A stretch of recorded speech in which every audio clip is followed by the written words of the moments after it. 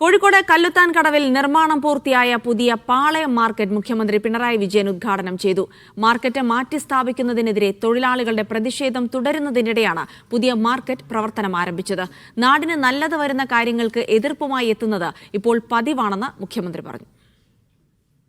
കോഴിക്കോടിന്റെ മുഖമായിരുന്ന പാളയം പച്ചക്കറി മാർക്കറ്റാണ് കല്ലുത്താൻ കടവിലെ പുതിയ കെട്ടിടത്തിലേക്ക് മാറ്റി സ്ഥാപിച്ചത്.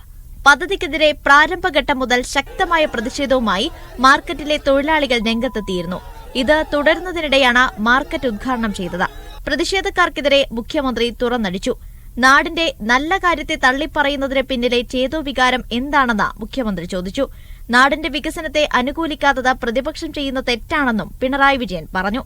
നല്ല കാര്യങ്ങൾ നടന്നാൽ അത് നല്ലതാണെന്ന് അംഗീകരിച്ചാൽ എന്തോ പ്രയാസം വരുമെന്ന് ചിന്തിക്കുന്ന തലത്തിലേക്ക് ചിലർ മാറുകയാണ്.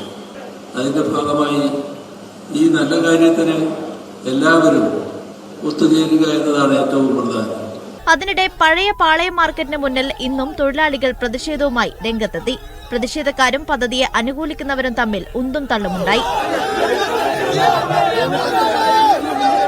ഇവിടെ നിന്ന് മാറാൻ ഞങ്ങൾ ഒരിക്കലും തയ്യാറല്ല. എല്ലാ വിഭാഗം ആളുകളും ഒരുമിച്ച് നിന്നുകൊണ്ട് പോരാടുകയാണ്. കാരണം എന്താ, നമ്മുടെ ഈ പൈതൃകമായിട്ടുള്ള പാളയം മാർക്കറ്റിനെ ഇവിടെ നിന്ന് പറിച്ചു നടുക എന്നുള്ള കൃത്യമായ ഒരു അജണ്ടയുടെ ഭാഗമായിക്കൊണ്ട് ഇവിടെ നിന്ന് കുത്തക മുതലാളിമാരെ സംരക്ഷിക്കുക എന്നുള്ളൊരു ഭാഗം. 100 കോടി ചെലവഴിച്ച് പൂർത്തിയാക്കിയതാണ് പദ്ധതി. 500 വാഹനങ്ങൾ ഇവിടെ പാർക്ക് ചെയ്യാം. 3.5 ലക്ഷം സ്ക്വയർ ഫീറ്റിൽ നിർമ്മിച്ചിരിക്കുന്ന സമുച്ചയത്തിൽ 300ഓളം ഫ്രൂട്ട്സ് ആൻഡ് വെജിറ്റബിൾ ഷോപ്പുകളുണ്ട്. ശീതീകരിച്ച സംവിധാനവും വിശ്രമ കേന്ദ്രം, ശുചിമുറികൾ തുടങ്ങിയ സൗകര്യങ്ങളുമുണ്ട്. മീഡിയ 1 കോഴിക്കോട്.